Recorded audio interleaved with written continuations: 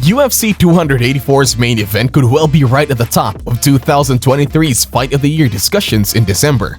And like any great headliner, people are split right down the middle on how to score it. Was it 3-2 to Islam or the same in favor of Volk?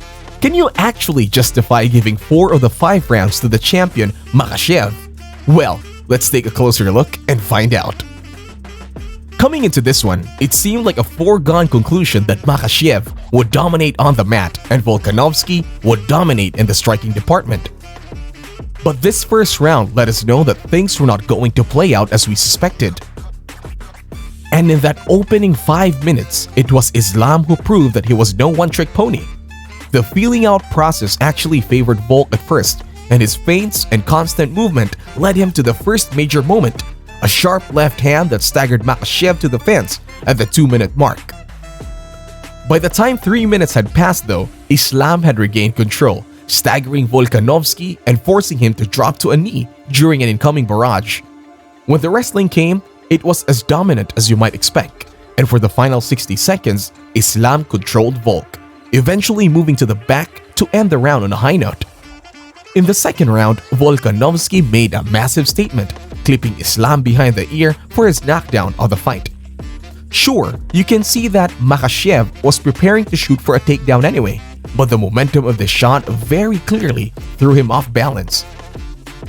Islam would use the next minute or so to try and complete the takedown, but Volk's low center of gravity would allow him to break away, landing a sharp knee in the process. And this is where we started to get a sense of how wrong we were in predicting this fight.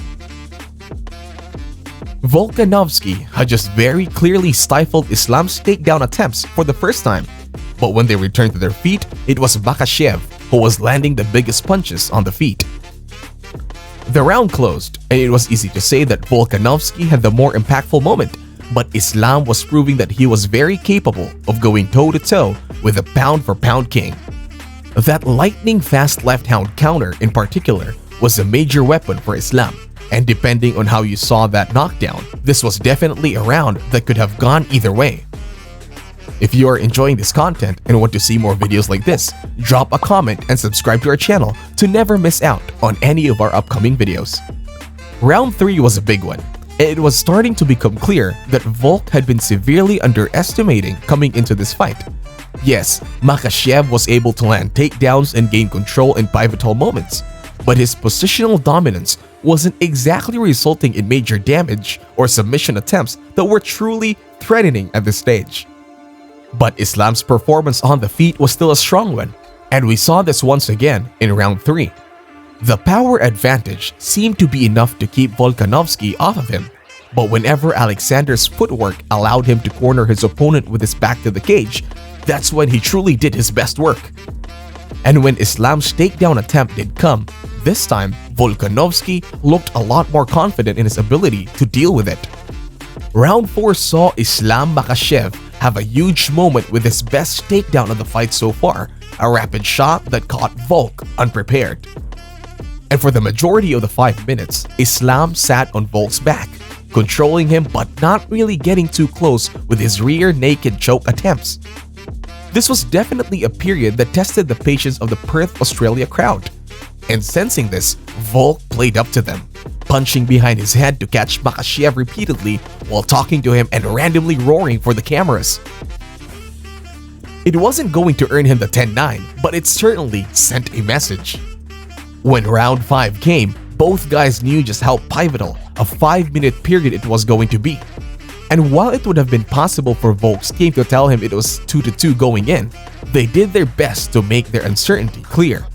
Volkanovski likely needed a finish, or at least that was the message in his corner. And boy did he bring the thunder in his final round. Makhachev did well once again in the early stages, landing some good punches and timing a counter knee to great effect whenever his much shorter opponent tried to move in. But after about a minute and a half's worth of action, this is when we saw Volkanovski's best defensive wrestling yet. His ability to stroll out of a very deep and determined body lock from Makhachev saw the crowd understandably go wild. Coming up on the final 90 seconds, momentum had swung towards the much fresher Volkanovski, who weaponized his cardio to put a real pace on Makhachev. He even very nearly scored a takedown, his own way of making a statement to both the fans and his opponent. But the biggest moment in the fight came with about 70 seconds left. Volkanovski landed a howitzer of a right hand just as Makhachev was changing levels, knocking him down to the canvas. The energy in Perth's RAC Arena shifted immediately. All of a sudden, Volk was on top, hammering down with ground and pound despite Islam's best attempt to tie him up. In the end, he couldn't get the finish, but what a way to end, what a statement to close with.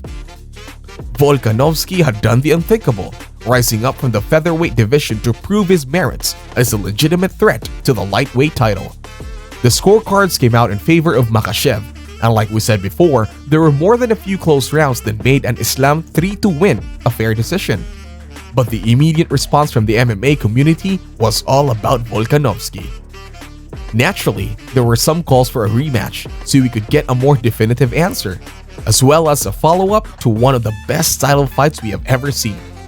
But with Yair Rodriguez now in control of the interim title at 145 pounds and the contender circling at 155, it does appear as though these two great champions will be forced to return to their regular duties for at least another fight. If they do manage to come out with their reign intact, you can bet your bottom dollar that the UFC will be quick to book a Makhachev vs Volkanovski 2 before too long. An instant classic and a stylistic matchup for the ages. But what did you make of this riveting UFC lightweight championship super fight? And how did you score the bout when you watched it live? Do let us know in the comment section below. Thanks for watching, and remember to like the video, share, and subscribe to stay up to date with all of our latest uploads.